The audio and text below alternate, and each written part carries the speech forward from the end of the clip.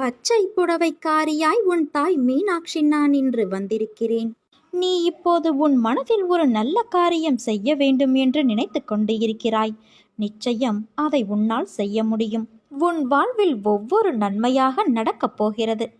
வாழ்க்கையில் உனக்கு இருக்கும் சூழ்நிலைகளை ஏன் உன்னால் உணர்ந்து நடக்க முடியவில்லை? அவைகள் எல்லாம் உன்னை திறம்பட வைக்க முயற்சி செய்யும் சூழ்நிலைகளாக நீ பெற்றுள்ளாய். ஆனால் அது எனக்கு வராது என்ற சுவரை அமைத்து கொண்டு அந்த சுவருக்குள்ளே உன் திறமையை போட்டு தேக்கியுள்ளாய். திறமையாதெனில் அவைகளை நீ வெளியுலகத்திற்கான சாயலாக அதை நீ நிரூபித்தால்தான் அதை உன்னிடத்தில் இருப்பதை அங்கீகரிக்கப்படுகிறார்கள். உனக்குள் சுவர் எழுப்பியது சரிதான். ஆனால் அந்த சுவர் உன் ஆற்றலையும் திறமையையும் பாதிக்கும் வகையில் எழும்பி நிற்கக்கூடாது. அப்படி உன்னிடத்தில் நீ கண்டால் அதை தகர்த்தெறிந்துவிடு. உன் திறமைகள் என்பது அச்சு போன்றது. அதை எந்த சாயலில் பதிக்க விரும்புகிறாயோ அதே சாயலில் பதியக்கூடிய தன்மை உடையது. அதுவும் அதற்குள் இருக்கும் நுட்பங்களும் அவற்றில் உன் அறிவின் கூர்மையென எல்லா ஆற்றலையும் கொண்ட திறமையுடைய பிள்ளைதான் நீ. நீயோ இவைகளை உணராது உன்னிடத்தில் திறமை இல்லை, ஆற்றல் இல்லை என உன்னை பற்றி எந்த உணர்தலும், உனக்குள் என்ன திறமையும் ஆற்றல் இருக்கிறது என்பதையும் உணராமல் புலம்பிக் கொண்டு நீ ஒரு முட்டாள், எதற்கும் கையாளாகாதவன் என உன்னை பின்னுக்கு தள்ளும் புத்தியை உன்னிடத்திலிருந்து தூக்கி எறி. எதிர்மறை எண்ணங்கள் உன்னில் வருகிறது என்றால் உனக்குள் உன்னை நீ தாழ்த்தி கொண்டு உன்னை மற்றவர்களோடு ஒப்பிட்டு உன்னையே நீ மட்டம் தட்டி கீழே தள்ளுகிறாய். முதலில் அடிப்படையான ஒன்றை புரிந்து கொள். யாரும் ஆற்றல் அற்றவர் என்று இல்லை. எல்லோரும் ஆற்றல் உடையவர்கள்தான். ஆனால் தனக்குள்ள ஆற்றலை, தன்னிலையை கண்டுபிடித்து செயல்பாட்டில் கொண்டு வருபவரே சிறந்தவர். அறிவுடையார் என்பது ஏட்டுக்கல்வியில்தான் என்று இல்லை. அது வாழ்வில் நாம் சாதிக்கும் நிகழ்வுகளை எடுத்து எப்படி கையாண்டு அதற்கான வேலைகளை நாம் செய்யும் முறைகளில்தான் உள்ளது. தோல்வி அடைவதால் நீ தாழ்ந்து போகவில்லை. தோல்வி அடைந்து விடுவோமோ என்று நினைத்து பங்களிப்பு கொடுக்காமல் இருக்கிறாயல்லவா? அப்போதுதான் தோல்வியடைகிறாய். வாய்ப்பை பயன்படுத்தி முன்னேறுவதில்தான் உன் அறிவை எப்படி என்று கூற முடியும். நீ யாரிடமும் தாழ்ந்து போகவில்லை, நிஜத்தில் உண்மையாக. ஆனால் உன் எண்ணங்களோடு நீ தாழ்ந்து போகிறாய். உன்னை மற்றவர்களோடு ஒப்பிட்டு உன்னை நீயே தராசு தட்டில் கீழே இறங்குகிறாய். மற்றவர் முன்னால் உன் சுயமரியாதைக்கு இழுக்கு வந்தால் அதை நிச்சயம் பொறுத்து கொள்ளாதே. அதற்கான பதிலை 2 வார்த்தைகளோடு முடித்துவிடு. தாய்மை என்ற சொல் ஒரு உணர்வு. அதற்கு நீ தாய்மை அடைய வேண்டும் என்று இல்லை. அதற்கான உணர்தலை உன்னிடத்தில் நீ உணர்ந்தாலே நீ தாய்மையுடையவள்தான். ஒரு குழந்தையை பெற்றெடுப்பது மட்டும்தான் தாய்மை என்று சில உள்ளங்கள் எண்ணுகிறார்கள். அவர்களுக்கு அந்த அளவிற்கு பெரிய ஆத்மார்த்தமான உணர்வுகள் கொண்ட மனம் இல்லை. உன்னை ஏளனமாக பார்க்கலாம். ஆனால் தாய்மை என்ற சொல்லிற்கு இதுதான் என்று எந்த சொல்லையும் அதற்கு நிகராக வைக்க முடியாது. அவைகள் எல்லாம் உள்ளத்தால் உணர்ந்து கண்களிலிருந்து பொங்கி வரும் அருவி போன்றது. அதற்கு ஆரம்பம் என்றும் இல்லை, எல்லையும் இல்லை. முடிவில்லா ஒரு பந்தம் அது. அதனால் உன் நிலை கண்டு வருந்தாதே. நிச்சயம் நீ உணர்ந்த தாய்மையின் உணர்வை உன்னிடத்தில் நான் பூரிக்க வைப்பேன். உன் மடியில் சிரிக்கும் குழந்தையின் மூலம். உன் கண்ணீரை துடை. உன் கண்களிலிருந்து கண்ணீர் வழியக்கூடாது. இது உன் உயிராய் நினைக்கும் உன் அன்னையான என்னுடைய ஆணை. நிச்சயம் வாழ்வில் நீ சந்தோஷமாக வாழ்வாய் என் தங்கமே. உன் வாழ்க்கை மிகவும் கடினமாக போய்கொண்டு இருக்கிறது என்று எனக்கு தெரியும். நம்பிக்கையோடும் பொறுமையோடும் இரு. நீ என்னை வணங்குகிறாய். உனக்காகத்தான் பாதையை நான் உருவாக்கி அமைத்து கொண்டு இருக்கிறேன். நல்லதே செய், நல்லதே நினை, நல்லதே நடக்கும். நீ நம்பிக்கையோடு இரு, நல்லதே நடக்கும். காலம் ஒரே மாதிரியாக இருக்கும் என்று கருதாதே. தங்க சிம்மாசனங்களும் கண் மறைவாகிவிடும். அதிகாரங்கள் மறைந்து போகும். செல்வ வளம் சொல்லாமலேயே சென்றுவிடும். கொடுக்கும் கரங்களே பெற்றுக்கொள்ளும் கரங்களாகிவிடும். அப்போது கொடுப்பவர்கள் இருக்க வேண்டும் அல்லவா? அதனால் செல்வம் இருப்பவர்கள் கொடுப்பதை பழக்கப்படுத்தி கொள்ள வேண்டும். விதையை அப்படி விதைத்து கொண்டால் பலன் கிடைக்காமல் போகாது. என்னுடையது எனக்கு மட்டுமே என்ற பாவத்துடன் நாட்களை கடத்தி தேவை ஏற்பட்ட போது எனக்கு யாரும் இல்லை என்று கருதினால் பிரயோஜனம் என்ன? தானம் செய்தது வீண் போகாது. ஆறுதல் சொன்னால் அது வீணாகாது. உதவி வீணாகாது, நல்ல சொற்கள் வீணாகாது, அன்பு வீணாகாது. தேவை நேர்ந்த போது அதிக பலனை இக்குணங்களே அந்த இறைவனின் வடிவத்தில் பிரத்யட்சமாகும். இன்று இருக்கும் நிலைமையை பார்த்து நாளையும் இப்படியே இருக்கும் என்று நினைத்து விடாதே. உன் நிலைமையை மாற்ற எனக்கு ஒரு நொடி போதும். நீ மனிதரிடம் மனிதனாக பழகு, அன்பாக பழகு, அவருக்கு ஆறுதல் அளிக்கும் முறையில் பழகு, காலத்தோடு பழகு, யாருக்கும் சிரமம் ஏற்படாத வகையில் பழகு. அதேபோல உன் பேச்சும் அமைதியோடு இருக்கட்டும். நேற்றைய மனிதனின் குணம் இன்று பார்க்க முடியாது. குணங்கள் மாறிக்கொண்டே இருக்கும். யாரையும் அவர்களின் உருவத்தை வைத்து எடை போடாதே என் குழந்தையே. உன்னிடம் நான் காட்டுவது மௌனம். ஏனென்றால் நீ நினைக்கலாம், அம்மா என்னை கண்ணெடுத்து பார்க்கவில்லை என்று. அந்த நினைவை அறவே நீ ஒழித்துவிடு. ஏனென்றால் என் விருப்பமே சதா உன்னோடு இருப்பதாகும். உங்களில் எத்தனை பேர் என்னை அவர்களின் உயிர் மூச்சாக நினைக்கிறார்கள்?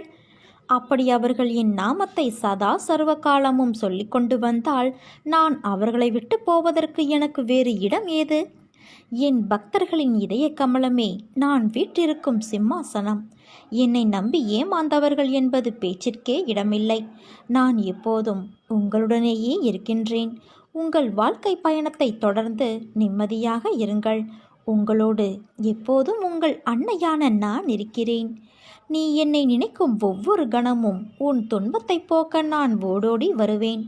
என்னை மனதால் நினைத்தாலே போதும். உன் தேவைக்கான பதிலை ஏதாவது ஒரு வடிவில் உனக்கு கிடைக்கும்படி உன் அன்னையான நான் செய்வேன். இப்போது நீ என்னை நினைத்தாயல்லவா? அதனால்தான் உன்னை காண ஒரு நொடியும் தாமதமில்லாமல் வந்துவிட்டேன். உன் எதிர்காலத்தை அறிந்தவள் நான்.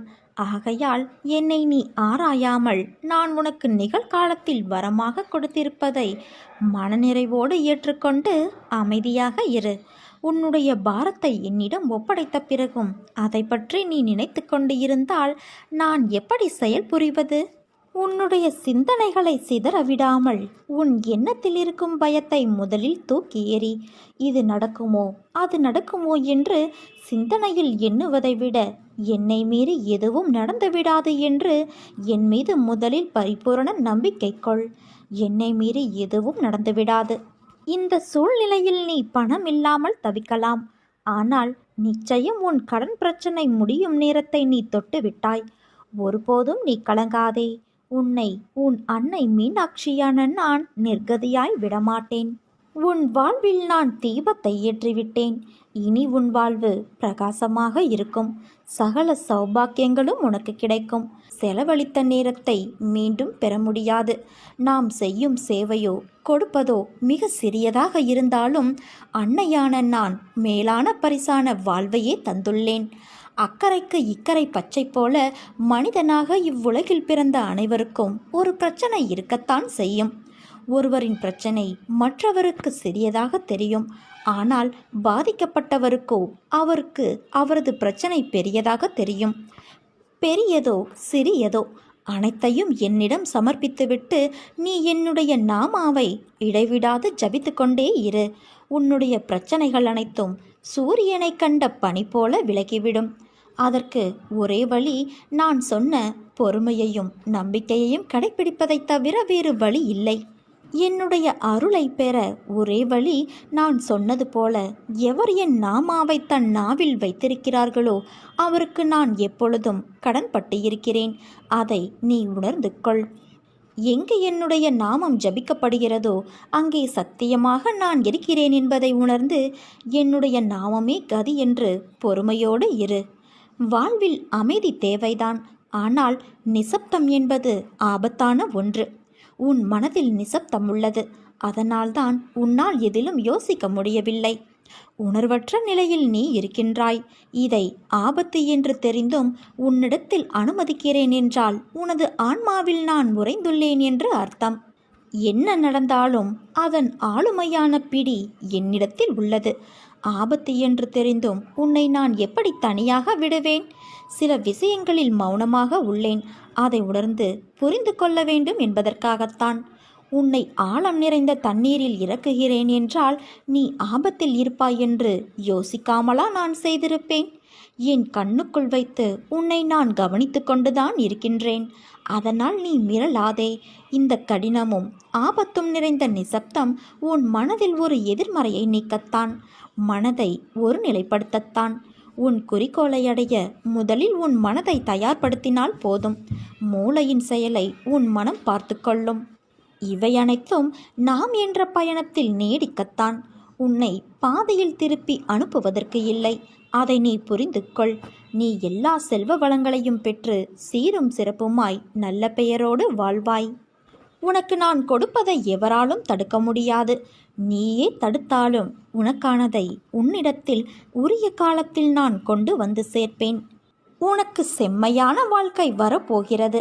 உன் வாழ்வில் நடக்கின்ற நடக்கப் போகின்ற அனைத்தும் நல்லதோ வழிகள் மிக்க சூழ்நிலையோ என் கையிலிருந்து அது தரப்பட்டது. வழிகள் சூழ்நிலை என்றால் நீ பயப்படாதே. அதில் உனக்கு கண்டிப்பாக ஒரு நல்லது இருக்கும். ஆனால் உன்னை மனவேதனையிலும் குற்ற உணர்விலும் ஒருபோதும் நான் உன்னை தவிக்க விடமாட்டேன். உன்னை என் உயிரான குழந்தையாய் நான் கவனிக்கின்றேன். உன் வாழ்க்கையில் கடந்த காலம் உனக்கு வழி தந்து இருக்கலாம். பாடங்களை நீ கற்றுக்கொண்டு இருப்பாய். ஆனால் இப்போது அதில் உனக்கு உள்ள குற்ற உணர்வும் அது உன் வாழ்க்கையின் நிம்மதியை பாதிக்குமோ என்று உன் அஞ்சுதல் என்னை கவலையில் ஆழ்த்தியிருக்கிறது. தவறு செய்வது இயல்புதான். தவறு என்பதை விட இது சரிதானா, நமக்கு இது ஒத்துப்போகுமா என்று யோசிக்காமல் எடுத்த முடிவு இன்று உன்னை இந்த துயரத்தில் ஆழ்த்தியிருக்கிறது. அதனால் வாழ்க்கையில் வெற்றியிடம் உருவாக்கியுள்ளதாய் நீ நினைக்கின்றாய். குழம்பாதே தங்கமே. உனக்கான செம்மையான வாழ்க்கை வரப்போகிறது. அப்போது உன் வாழ்க்கையில் குற்ற உணர்வுகளும் பயமும் இருந்த தடம் தெரியாமல் மறைந்து போகும். நான் உன்னோடு தானே இருக்கிறேன். நீ நம்பிக்கையோடு இரு. நல்லதே நடக்கும். நீ நினைத்த வாழ்க்கை, நீ நினைத்த எதிர்காலம் உன்னை தேடி வரப்போகிறது. நான் வர வைக்கப் போகின்றேன். என் மீது நம்பிக்கை வைத்து தைரியமாகவும் துணிச்சலோடும் இரு. உனக்கு ஒரு ஆச்சரியத்தை, அற்புதத்தை நான் நிகழ்த்தப் போகிறேன். இந்த பிரபஞ்சம் உனக்கு தருவதற்கு தயாராக இருக்கிறது. இன்னும் உன் வாழ்வில் என்னென்ன சோதனைகள் வரப்போகிறதோ என்ற உன் ஆதங்கம் உன் அன்னையான எனக்கு நன்றாக புரிகிறது. வாழ்வில் சோதனை என்பது சாதாரண நிகழ்வுதான். அதன் மூலம் நீ பெற்ற பாடம் என்ன, அந்த அனுபவத்தை கொண்டு எதிர்வரும் சூழ்நிலைகளை எப்படி சமாளிக்கப் போகிறாய் என்பதில்தான் வாழ்க்கையின் தாத்பரியமே அடங்கியுள்ளது. வாழ்வில் உயர்ந்த நிலையை அடையக்கூடிய தகுதி உன்னிடத்தில் நிறையவே கொட்டி கிடக்கிறது. அதனால் வாழ்வில் என்றுமே பிரச்சனைதான் என்று புலம்பாமல் எல்லாம் ஒரு வகையான பாடம் என்று உணர்ந்து கொள். நீ உருகும்போது நான் தாரை தாரையாய் அழுகின்றேன். என் கன்னங்கள் ஒட்டி போகும் வரை உனக்காக நான் விரதம் இருக்கிறேன். உனக்காக நான் அங்குமிங்கும் ஓடி ஆடிக்கொண்டு இருக்கிறேன்.